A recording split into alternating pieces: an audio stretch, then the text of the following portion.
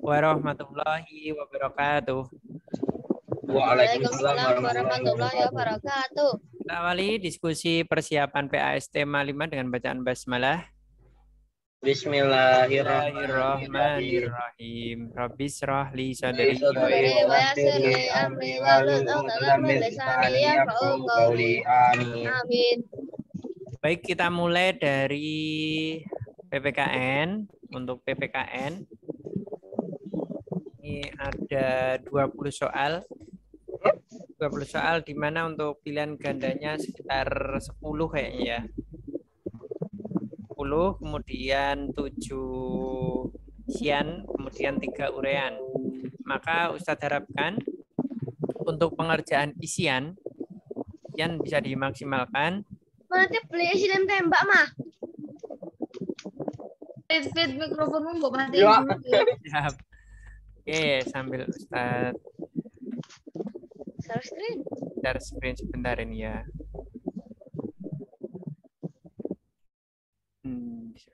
Oke, jadi karena nanti ini kita tidak terlalu panjang, maka lebih fokus ke diskusi. Soal nanti bisa dicoba dulu. Tanya dulu. Tadi yang IPS yang melambangkan kerjasama tuh apa, Us? Yang melambangkan kerjasama, ikatan Ya. rumpun padi tau ya? Ya. Kita cek dulu. Kalau misalnya padi terikat gimana? 10 Ya, bisa. 10 tangkai padi yang terikat gimana? Jawabanku itu Ya. 10 padi terikat. Ya. Atas 10 ikalan padi. Oke, kita masuk ke tema 5 ya. Tema 5 untuk PPKN. Ini ada 20 materi. 20 materi. Kemudian yang pertama nanti sikap menghargai dalam wirausaha. Yang kedua adalah variasi jenis makanan. Ini sebagai contoh dari variasi keragaman ekonomi. Maksudnya variasi jenis makanan dalam perdagangan ya. Ya kan ada yang jual mie ayam, bakso, soto. Perdagangan salah itu ekonomi itu perdagangan, ekonomi juga perdagangan. Ya, Salah. perdagangan, ya. Tadi latihan soalnya. Kemudian nomor 3, sikap yang harus dimiliki oleh pelaku usaha, sikap-sikap baiknya, kemudian tanggung jawab sebagai seorang pelaku usaha terhadap lingkungan ataupun terhadap sekitar, tempat sekitar. Kemudian yang kelima, sikap terhadap persaingan usaha. Pasti dalam usaha kan ada persaingan, nah, sikapnya seperti apa. Kemudian yang keenam, sikap yang harus dimiliki oleh seorang wirausaha. Ini hampir sama dengan nomor 3. Hampir sama ya. Oke. Kemudian materi 7, sikap ulet ditampilkan dalam berwirausaha. Ulet itu bisa bersinonim dengan pantang menyerah ya. Ulet, kerja keras. Kemudian yang ke-8, mengenalkan usahanya kepada masyarakat, caranya seperti apa, apakah dengan iklan, kalau secara modern mungkin dengan media sosial. Kemudian untuk materi ke-9, sikap yang mendukung pelestarian budaya daerah, berkaitan dengan keragaman budaya ya. Kemudian mengidentifikasi jenis wirausaha yang melestarikan budaya. Contohnya apa ini nomor 10 ini? Jenis wirausaha yang melestarikan budaya. Contohnya apa coba? Penjual batik. Penjual batik bisa. Penjual aneka kerajinan khas seperti di Kasongan, aneka kerajinan wayang itu juga bisa ya. Oke. Materi ke-11, sikap dermawan. Kemudian materi ke-12, saling menghargai. Materi ke-13 tentang sikap kreatif dalam berwirausaha. 14 tentang sikap jujur dalam wirausaha. Nah, ini nomor 15 kepotong ini ya, nomor 15. Maaf, nanti bisa tambahkan ini materinya. Kemudian yang ke-16, akibat jika merendahkan produk lain melalui sebuah reklame, akibatnya apa? Kemudian materi ke-17, berbagai jenis wirausaha. Kemudian 18, menuliskan pendapat terhadap perbedaan budaya antar daerah. 19, ini menuliskan sikap yang harus ditempuh ketika menemui perbedaan. Materi 20, manfaat kerjasama. Nah, itu materi-materi di PPKN yang lebih banyak ke aplikasi.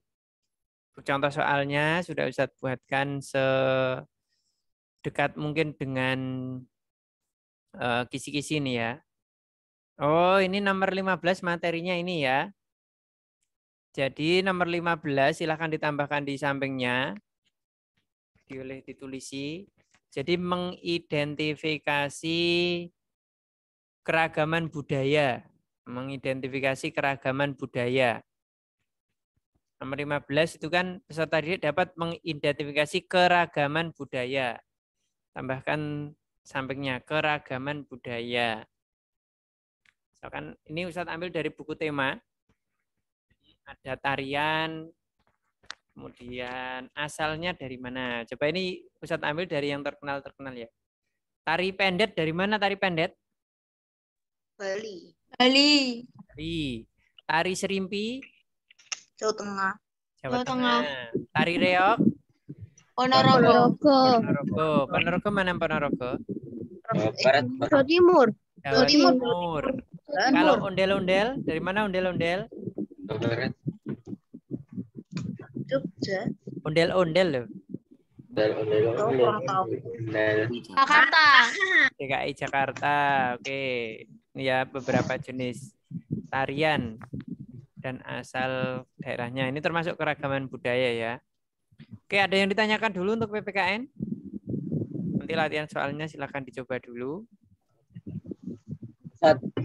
Ustaz, itu kok di PPKN-nya di latihan soalnya itu loh. Itu kok pilihan gandanya cuma 4 ya.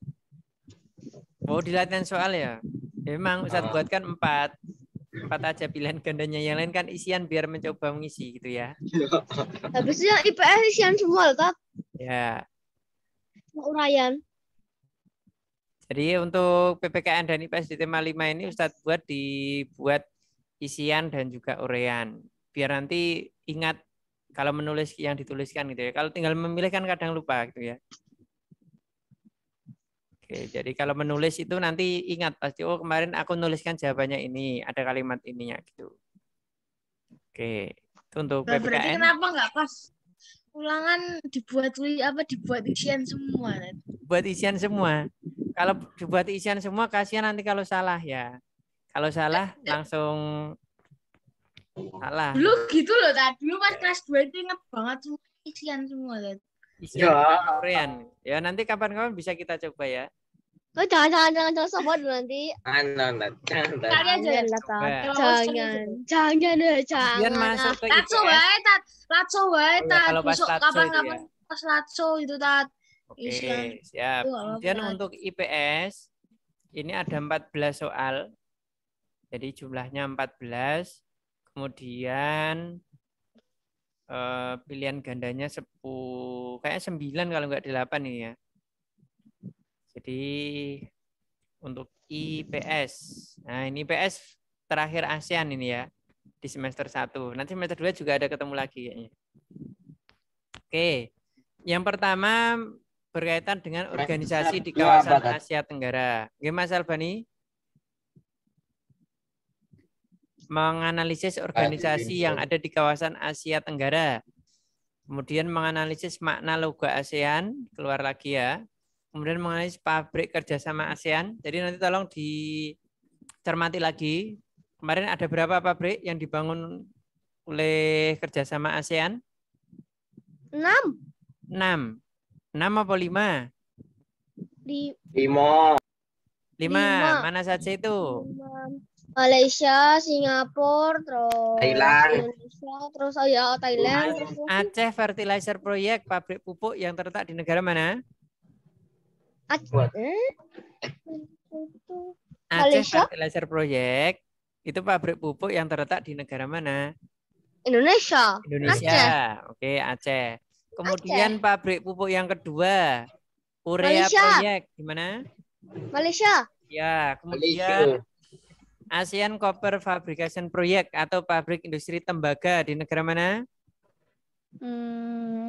Tembaga. Kenapa sih? Ayo, tembaga. Bukan EP bukan? Malaysia apa sih? Tembaga. Di Nah, nanti dicari lagi di bukunya. Ini ada di BBD ya. Oke. Kemudian yang ketiga, yang keempat menganalisis jenis kegiatan ekonomi antar negara ini ya. Ekspor impor. Berkaitan dengan ekspor impor. Kemudian menentukan nama pesta olahraga ASEAN. Tadi sudah keluar, ini keluar lagi ya. Namanya apa? SEA Games dan Asian Games. SEA Games. SEA Games ya. Games dan SEA Asian Games. Games. Namanya Kalau cuma jawabnya satu satu ya. nggak apa-apa kan, Tat? Ya jawabannya cuma SEA Games ya. Ya. Kalau aku SEA Games di bidang Ustadz minta di tolong bidang sosial kalau menjawab isian jangan diberi atau ya. Jangan diberi atau. Nanti nilainya Tadi juga Ustaz udah atau. bilang ya. loh. Ya kan di kelas 6B. Yang kelas yang lain tapi kan aku udah dibilang Ustaz. masih beberapa Ustadz temui jawabannya atau. Jadi kemarin di tema 3 jawabnya radio atau komputer lah. Nanti kan yang ngoreksi ya gimana nilainya ya atau nanti ya berarti ya. Berarti kalau nggak atau gini. Kalau misalnya bermakna Kalau di sama gitu gimana, isian, Tat? kalau di isian itu tidak usah pakai atau. Kalau Jawabannya misalnya cuma maknanya satu. sama gitu gimana, Tat? Boleh-boleh aja kok tadi kata Ustaz. Kalau maknanya sama sih masih boleh, tapi kalau sudah berbeda misalkan radio atau komputer itu kan sudah jauh berarti ya. Kalau Coba misalnya Jelas kalau beda. misalnya aku Ya. apa ya Teknologi apa ya, lama dan IPA itu teknologi baru itu. air sama dengan apa air sama dengan bla bla bla atau bla bla bla bla bla gitu Tat. Oh ya. Tapi kalau satu jawaban tidak usah pakai atau ya. Nanti kasihan yang ngoreksi. Nilainya jadi atau nanti ya. Oke, siap. Kemudian menentukan nama kegiatan pesta olahraga sudah, menganalisis upaya agar produk Indonesia dapat bersaing. Nah, ini muncul lagi karena berkaitan Membuat apa tuh namanya? ini kaitannya dengan SBDP berarti ya. Dengan kemasan. Oke. Kemudian nomor 7, barang khas Indonesia yang menjadi komoditas ekspor. Komoditas ekspor itu apa maksudnya? Ada yang tahu komoditas ekspor? Sering diekspor. Komoditas. Arti kata komoditas ada yang tahu? Halo? Komoditas sinonimnya apa? Komunitas. Boleh ditambahi di sampingnya? Komoditas. Bahasa mudahnya apa komoditas itu? Yang biasa diperdagangkan. Ya, bahasa pendeknya. Biar mudah diingat. Komoditas itu sama dengan apa? Komunitas. Beda dengan komunitas ya. Ini berkaitan dengan Prioritas. prioritas jauh. Ini prioritas. Komoditas itu barang dagangan utama. Barang dagangan utama. Ini komoditas. Jadi kalau komoditas ekspor berarti barang dagangan utama yang diekspor dari Indonesia gitu ya. Oke, bisa dipahami? Komoditasnya Indonesia, berarti apa komoditasnya Indonesia? Contohnya? Ada yang bisa memberi contoh komoditas yang diekspor oleh Indonesia? Bisa juga diartikan produk. Kopi. Dari Indonesia ke luar negeri, yang paling banyak diekspor apa?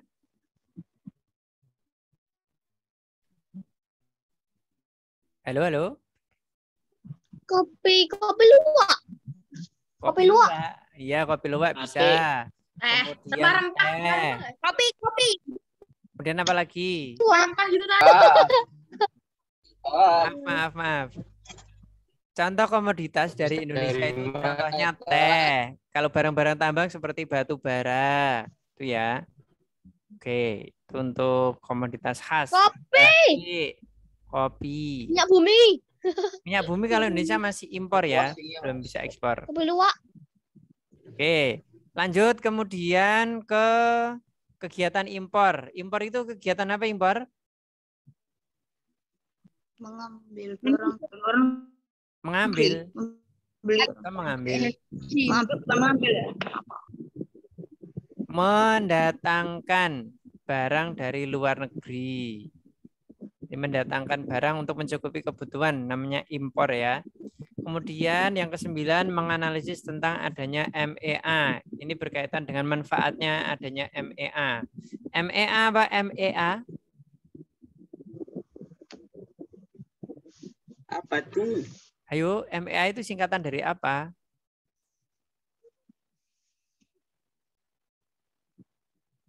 Masyarakat Ekonomi ASEAN, ini ya. Oke. Kemudian bentuk-bentuk kerjasama ASEAN bersama dengan yang industri tadi. Kemudian makna dari warna logo. Nah, kalau tadi nomor 2 ditanyakan makna logo, berarti bentuknya. Kalau yang nomor 11 ini warna, itu maknanya untuk apa? Makna warna. Kemudian nomor 12 tujuan berdirinya organisasi ASEAN. Kemudian menyimpulkan manfaat MEA dan menyimpulkan peran Indonesia dalam lingkup ASEAN. Oke. Itu untuk materi IPS. Ada pertanyaan? Alhamdulillahirabbil alamin. Oke. Maaf. Tadi gimana? Tadi agak mendung. Baik, itu Lempar, untuk satu IPS lempar dan lagi. PPKN ada pertanyaan? IPS dan PPKN ada pertanyaan? Enggak. Tidak ada. Tidak ada, yakin? Yakin? Oke. Karena soalnya kan banyak di WA, Tat. Siap. Terima kasih. Silakan dilanjutkan untuk selanjutnya adalah ini BI dulu atau IPA dulu? IPA dulu. Demikian. Wassalamualaikum warahmatullahi wabarakatuh. Waalaikumsalam warahmatullahi wabarakatuh. Waalaikumsalam warahmatullahi wabarakatuh.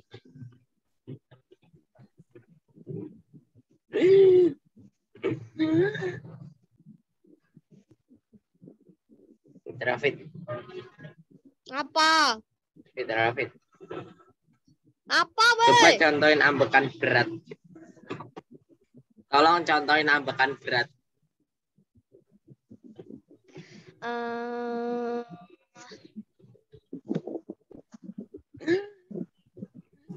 Apa? Cek. Halo. Ya, Us. Kenapa, Us? Ya wes, kenapa usah? Apakah ada masalah? Ya ini ada masalah Biarkan. karena hanya ada suara tapi tidak ada orangnya. Ya, betul sekali. Iya. Gak usah, apa ini mau bahas soal Udah ya. Oke, langsung saja karena sebentar lagi persiapan untuk Jumatan, nggih. Bismillahirrahmanirrahim. Assalamualaikum warahmatullahi wabarakatuh. Waalaikumsalam warahmatullahi wabarakatuh. Baik, semuanya sudah disiapkan untuk latihan soalnya? Ini tokin sinus. Ya, yang IPA. Tema 5. Kalau misalnya dengerin nanti ditulisnya nanti gitu boleh nggak Us? Iya, boleh. Silakan. Oke, perhatikan nggih. Ini Ustazah hanya akan berdiskusi terkait indikator yang nanti akan kita kerjakan besok. Ya, tidak membahas latihan soalnya, karena latihan soalnya silahkan dikerjakan secara mandiri dulu. Sekali lagi Ustazah ingatkan, untuk semuanya, misalnya ada latihan soal, silahkan dikerjakan. Yang minimal kalau kalian pernah mengerjakan, ataupun pernah membaca, mencari jawabannya, insya Allah besok ketika soal itu keluar, kalian tidak akan bingung lagi. Ya, tadi sampai tema 4 tadi masih ada ya beberapa soal yang hampir sama atau bahkan gambarnya mirip sekali. Oke, nomor 1 untuk besok. Jadi jelas ya indikatornya untuk nomor 1 menentukan nama bentuk magnet. Jadi magnet itu bentuknya ada berapa aja? 5. Ada 5 apa saja? Karena kita besok belum tahu yang keluar itu apa. Yang pertama, Magnet. batang, silinder, Jarum, jarum, logam, logam. Nggih, ada juga magnet keping atau magnet lingkaran ya.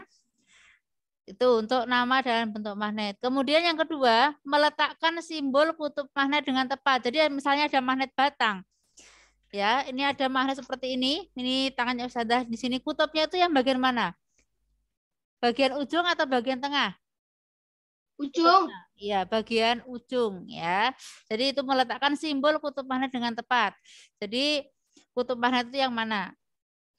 Nah, ada variasi soal di situ. Misalnya tentang ada huruf P dan Q. Kira-kira yang utara yang mana, yang selatan yang mana harus didekatkan dengan magnet dan dilihat dari sifatnya. Apakah tarik-menarik atau tolak-menolak. Jadi itu nanti untuk latihan soal ada di soal nomor 2 dan nomor 3. Untuk menentukan kutub magnet dengan tepat. Nomor 3 indikatornya. Menentukan benda yang dapat ditarik magnet dan benda yang tidak dapat ditarik magnet. Kalau prediksinya Ustazah, entah itu besok dalam bentuk gambar atau bentuk list benda atau dasar benda, kalian mengelompokkan mana yang dapat ditarik magnet dan mana yang tidak dapat ditarik magnet. Jelas nggih? Benda yang dapat ditarik magnet adalah benda Jelas benda logam yang ditarik. Nah, benda logam, tapi tidak semua logam loh ya, tidak semua logam. Ada beberapa logam yang tidak dapat ditarik magnet. Tetapi insya Allah besok itu bendanya adalah benda-benda yang konkret atau benda-benda yang ada di sekitar kita.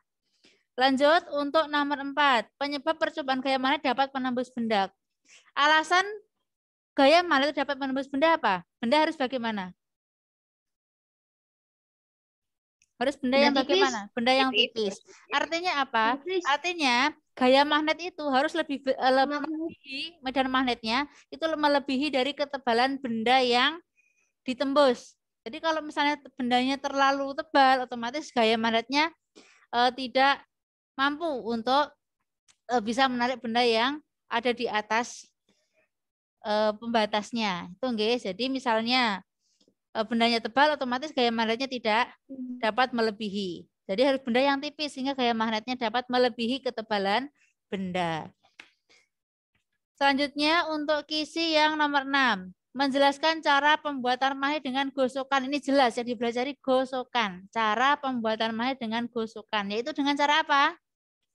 Bagaimana cara gosokan itu? Menggosok magnet ke batang besi ke batang besi searah ya, searah berulang kali. Ya, terus menerus dan berulang. Ingat searah. Tuh nggih. Itu adalah menjelaskan. Otomatis besok itu ada beberapa opsi pilihan terkait pembuatan magnet. Tetapi kata kuncinya untuk pembuatan magnet secara gosokan adalah menggosokkan batang magnet atau ke besi atau besi ke magnet secara searah. Nomor 7 indikatornya, cara memperbesar gaya magnet. Perhatikan, tadi saya juga mencari referensi ini, khususnya untuk yang elektromagnet ada 3 cara untuk memperbesar gaya magnet. Silahkan boleh dicatat nggih, khusus untuk yang elektromagnet. Yang pertama adalah membuat inti besi pada kumparan. Ya, jadi kumparan itu adalah lilitan, nak. Kumparan itu lilitan itu ada besinya. Yang kedua, jumlah kumparannya atau lilitannya ditambah atau memperbanyak jumlah lilitan. Kemarin yang sudah praktek, kalau lilitannya sedikit, nanti gaya magnetnya juga kecil. Kalau lilitannya banyak atau semakin panjang kawatnya, nanti gaya magnetnya juga semakin besar. Yang ketiga, caranya adalah memperbesar arus listrik yang mengalir. Oke? Elektromagnetnya nyetrum Kak. Oh, iya, apalagi nanti kalau diperbesar lagi arusnya, nggih. Jadi baterainya bukan hanya yang 1,5, tapi mungkin lebih besar lagi, nanti gaya magnetnya juga semakin besar. Berarti kalau misalnya kayak gitu tuh lebih baiknya dipakai selotipus. Iya, enggak apa-apa. Ya gitu model langsung dari stop kontaus bisa membaik kabel. Aduh, itu bahaya malahan ya. Bukan hanya jadi magnet tapi. Iya, karena malah berbahaya. Atau apalah. Nah, kobong. Ya. Itu ya kalau untuk memperbesar gaya magnet pada elektromagnet. Tapi kalau memperbesar gaya magnet pada gosokan otomatis memperbanyak atau memperlama ya, memperbanyak jumlah gosokannya. Biasanya itu kalau di referensinya pernah saya baca itu sekitar 50 sampai 200 gosokan, 200 kali. Tapi berarti untuk memperbanyak harus untuk memperbesar harus lebih banyak lagi. Baik, itu nggih. 200 gosokan itu bisa nanti magnetnya lebih kuat, otomatis agar lebih kuat lagi, lebih banyak lagi gosokannya. Selanjutnya nomor 8, menyebutkan penggunaan atau pemanfaatan magnet dalam kehidupan sehari-hari. Ini banyak sekali contohnya, nanti bisa kalian cari sendiri di BBD, di modul ataupun di Google ya. Ada kompas, betul ya. Yang biasanya sering keluar itu ya Mas Rafid ya, kompas itu sering keluar, bel listrik itu sering keluar. Ya, ada bel listrik. Kemudian pengertian benda magnetis atau dan atau benda non magnetis. Berarti nanti yang keluar salah satu. Tapi saya belum tahu tuh nanti yang keluar magnetis atau non magnetis atau dua-duanya. Makanya di situ di latihan soal Ustazah buat dua-duanya. Kalau magnetis berarti dapat ditarik oleh magnet. Kalau non magnetis berarti apa? Non magnetis Tidak dapat tarik magnet. Lanjut, nomor 10. Sifat magnet bila dua kutub senama didekatkan. Jelas ya, kutubnya senama didekatkan akan bagaimana? Tolak menolak. Ini hampir sama dengan nomor 3, guys. Jika nomor berapa tadi? Oh, nomor 5. Jika dua kutub magnet tidak senama didekatkan, berarti ini dua-duanya keluar. Baik yang senama maupun tidak senama. Harus paham, guys. Tidak boleh kebalik untuk konsepnya. Jika senama didekatkan akan apa? Menolak. Menolak. Jika tidak senama atau berbeda akan Saling tarik menarik. Tarik menarik. Itu ya, Vin ya, Mas Davin. Mas Davin ada ini? Ada Ustadi. Oh, ada. Oh iya, betul gitu ya Mas ya. Kalau berbeda itu akan tarik menarik, kalau senama Tolak menolak. tolak Direstui. menolak. Tolak Siang menolak. sumpah. Kemudian lanjut menjelaskan pengertian medan magnet. Ini adalah soalnya isian. Berarti nanti kemungkinan ada pengertian kalian menjawabnya tentang apa ya, misalnya medan magnetnya itu. Biasanya soalnya itu ada pengertian misalnya daerah di sekitar magnet yang masih dipengaruhi oleh gaya magnet disebut apa? Seperti itu biasanya. Nomor 12. Menentukan cara-cara pembuatan magnet buatan ya, ada 3 cara itu. Tapi besok ada gambar. Oh, gambar itu pembuatan magnet dengan cara apa? Harus dipahami nggih, kalau induksi itu bagaimana, kalau gosokan itu bagaimana, kalau elektromagnet bagaimana. Insya Allah ini indikatornya jelas. Jadi kalau misalnya kalian mempelajari ini, insya Allah pasti betul. Nomor 13. Bentuk magnet yang digunakan pada alat tertentu. Ya, bentuk magnetnya. Biasanya ini sering keluar apa? Kompas. Jarum, ada kompas. Jarum. Kalau bel listrik itu jenis rangkaiannya termasuk elektromagnetik. Nomor 14. Menggambar 4 bentuk magnet. Nanti mulai hari ini nanti belajar ya menggambar 4 bentuk magnet. Itu pasti keluar. 4 saja. Tadi kalian nyebutkan 5. Jarum, sama silinder. Kenapa? Walaupun gambarannya jelek nggak apa-apa kan, Us? Yang penting jelas. Ada kutubnya, nggih. Jangan sampai tidak ada kutubnya. Nanti kalau nggak ada kutubnya, Ustazah nggak tahu itu gambar magnet atau gambar yang lain. Nah, terakhir menyebutkan sifat-sifat magnet. Ya, berarti kalau sifat-sifat magnet itu berarti menyebutkan semuanya ya. Besok berarti minimal 3 lah. Minimal 3 untuk sifat-sifat magnet. Dua saja, Us. 3 saja, nggak apa-apa kan banyak. 2 saja lah. Dapat menembus benda tipis. Coba kita cek. Kutub yang sama didekatkan, tolak menolak. Dan jika kutub yang berbeda dekatkan, saling tarik menarik. Baik, satu lagi. Menarik tidak dapat menarik semua benda. atau menarik benda tertentu. Ya, dapat menarik benda tertentu. Memiliki berapa kutub? 2. 2 kutub, Utara yaitu selatan. utara selatan. Jika kutub Utara senama, Utara dan selatan. kutub senama Akan tolak menolak. Kalau berbeda, Jika di Tarik tarik menarik. Dapat menembus benda tipis. benda dengan ketebalan tertentu atau benda tipis. Itu nggih, udah hafal loh Mas Bani ya. Insya Allah besok keluar tuh Mas Bani, dihafal lagi. Uraian nilainya banyak. Itu ada Ya, insya pertanyaan. Allah. Amin. Ada pertanyaan? Cukup? Enggak. Oke, cukup nggih. Lanjut ke bahasa Indonesia karena waktunya sudah jam 11.11. Aduh ini. Wah, ini harus ditanya ini tentang bahasa Indonesia harus ditanya. Bu Jati, monggo Bu Jati silakan ke atas panggung. Wah, harus ditanya ini Tunggu Mas kalau Bani. Kalau BI harus ditanya. Harus ditanya. Harus ditanya ini kalau BI. Ditanyamu itu. Paragrafnya panjang banget itu, Bi. Soalnya. Lihat lihat soal nomor 1 gitu. Bacaannya udah panjang banget. Belum Soalnya tadi yang Tapi tengah-tengah, jangan- belum yang nanti tengah-tengah. Nih, Ya sudah, nomor 3 yuk. sama 4 nih banyak banget nih. Nih, Baca ada dari yang Dah ya, ada yang mau nanya dulu. Siapa? Monggo. Dari tadi Ustaz itu guyu-guyu sendiri di belakang itu loh. Bacaannya panjang-panjang sekali gitu ya. soalnya cuma Bani. soalnya cuma 2. Oke.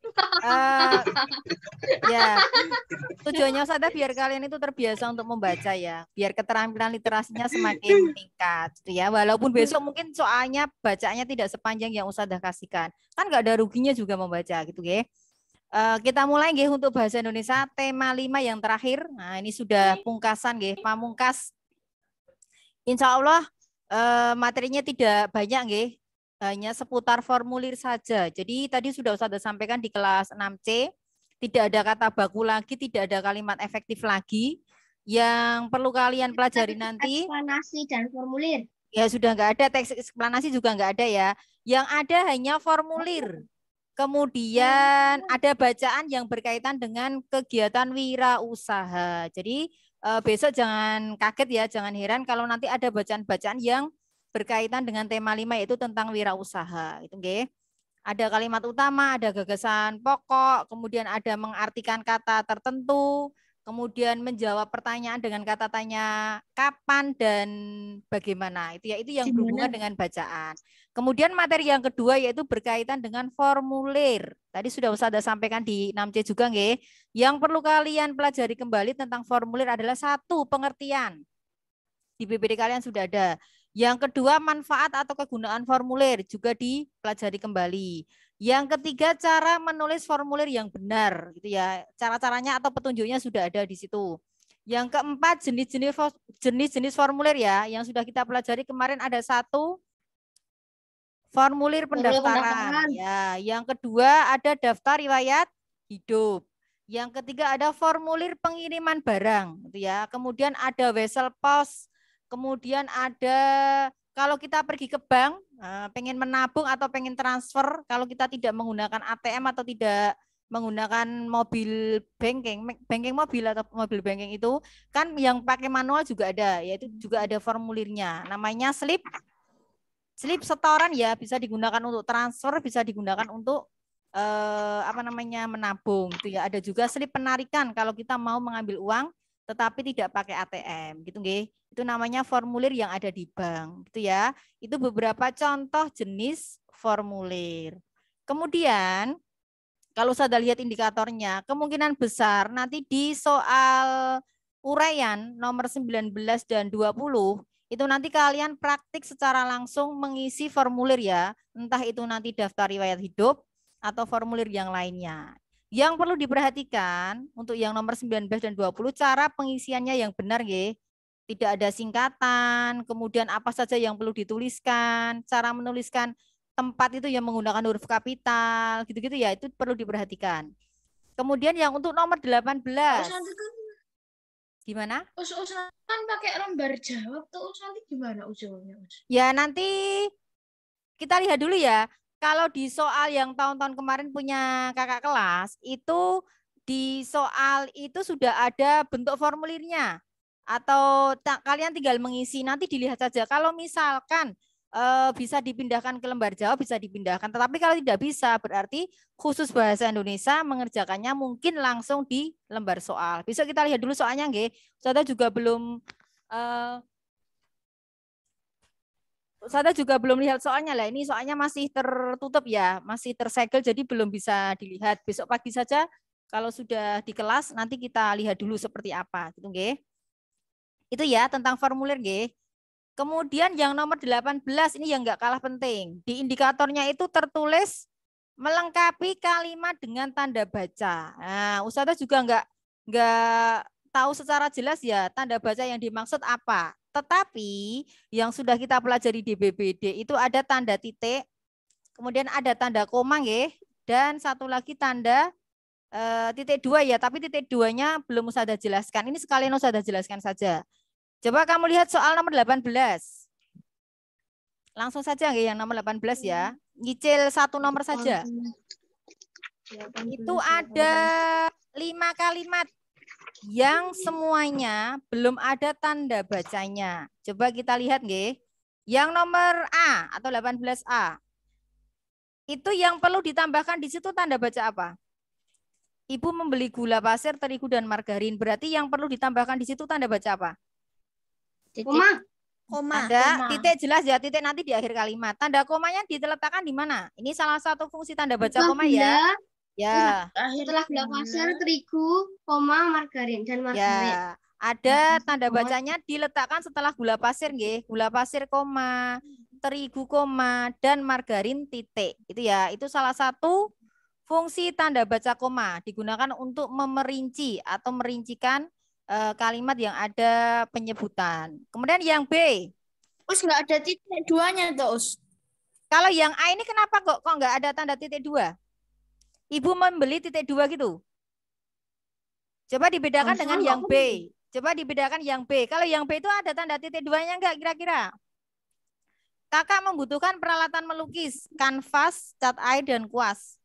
Ada tanda titik duanya enggak? Ada. Ada. Ditaruh di mana?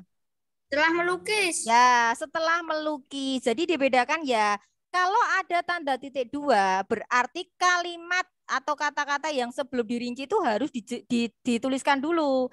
Di situ kan ada kanvas, cat air, dan kuas itu termasuk peralatan melukis. Baru dijelaskan kanvas, cat air. Berarti harus ada tanda baca komanya. Ustazah ulangi nggih. Kakak membutuhkan peralatan melukis titik dua. Nah, karena sudah disebutkan sebelumnya ada peralatan melukis ya. Kemudian dijelaskan satu-satu apa saja peralatan melukisnya. Kanvas, koma, cat air, koma, dan kuas titik. Beda dengan yang A tadi ya. Ibu membeli gula pasir, terigu, dan margarin. Kan nggak disebutkan dulu apa gitu ya. Langsung disebutkan satu-satunya. Gula pasir, terigu, dan margarin. Paham nggih? Bedanya itu nggih. Kemudian yang C. Kalau yang C ini kalimat langsung. Tanda baca apa saja yang harus dibubuhkan di situ? Sebelum mengapa tanda baca apa? Sebelum mengapa tanda baca apa? Petik dua. Petik dua. Mengapa kamu bersedih? Ada kata nak. Nak itu sapaan. Nah, ingat ya.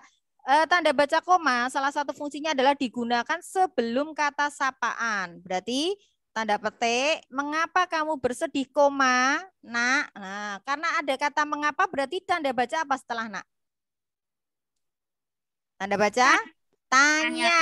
Lah, setelah tanya baru ditutup lagi dengan tanda petik dua. Itu ya. Tanya Budati titik. Nah, berarti setelah Budati harus ada tanda titiknya. Gitu ya.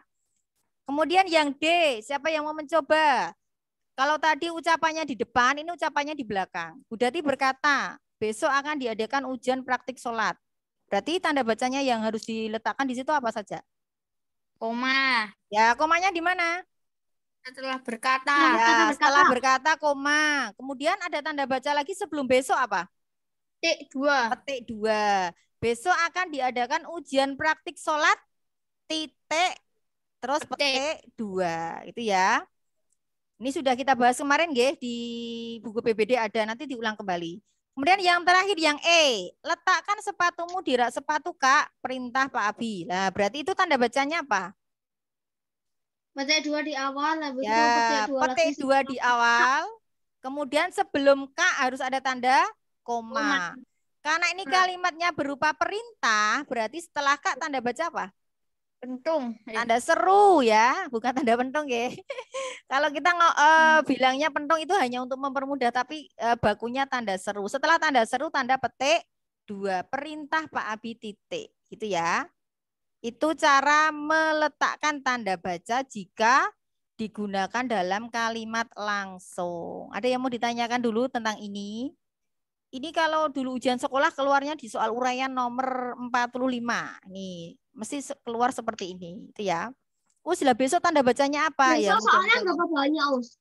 Soalnya untuk bahasa Indonesia ada 20, pilihan ganda 10, uraian 3, selebihnya isian. Berarti berapa isiannya? Dari nomor 11 sampai 16. Berarti 5. itu ya. Gitu? Uraiannya berapa, Us? Uraiannya 3. Nomor 36, 37, 38. Salah. 38, 39, 40 itu uraian. Itu ya. 39 dan 40 membuat formulir. Kalau yang nomor 38 membenarkan kalimat dengan tanda baca. Gitu ya. Ada yang mau ditanyakan, Mas Bani? Tadi katanya mau tanya, Ban. Enggak usah tadi udah. Awal lagi. Enggak ya, kalau bahasa Indonesia itu intinya kamu itu tidak bosan-bosan untuk membaca dan teliti. Itu saja sebenarnya. Gitu ya. Masalahnya paragrafnya itu dari atas sampai Panjang bawah banget. terus. Ya, kan latihan. Besok di SMP lebih panjang lagi. Jangan salah loh ya. Lebih panjang lagi. Itu nggih, untuk yang formulir yang perlu dipelajari itu tadi yang sudah Ustazah sampaikan. Gitu nggih. Harusnya tadi yang tema 4 itu nilainya tidak mengecewakan ya. Kenapa? Karena beberapa kata baku tidak bakunya itu sering sekali Ustazah ulang-ulang, sering dibuat latihan. Itu saja masih salah ya. Antara antri sama antre itu di tabel yang kemarin tambahan itu sudah ada, yo masih ada yang keliru, ya enggak? Kemudian kata apotek, itu sering kali Ustazah buat contoh juga atau masih ada yang keliru juga. Artinya apa? Artinya kalian harus terbiasa membaca dan mengulang kembali apa-apa yang sudah Ustazah sampaikan. Gitu ya. Itu saja untuk hari ini. Terakhir ya di tema 5, semoga besok hasilnya lebih baik dan tidak mengecewakan. Sesuai harapan kalian. Insya Allah mudah. Gitu ya. Ada yang mau ditanyakan? Ini sudah pukul 11:29 yang anak putra persiapan untuk sholat Jumat. Nggih. Yang anak putri bisa istirahat. Kemudian persiapan untuk mengerjakan latihan yang tadi sudah Ustazah bagikan. Oke, terima kasih atas perhatiannya. Kita bertemu kembali besok pagi nggih di tema 5. Kemudian jangan lupa jaga kesehatan, istirahat yang cukup gitu ya. Ustazah akhiri. Terima kasih. Assalamualaikum warahmatullahi wabarakatuh. Waalaikumsalam warahmatullahi wabarakatuh.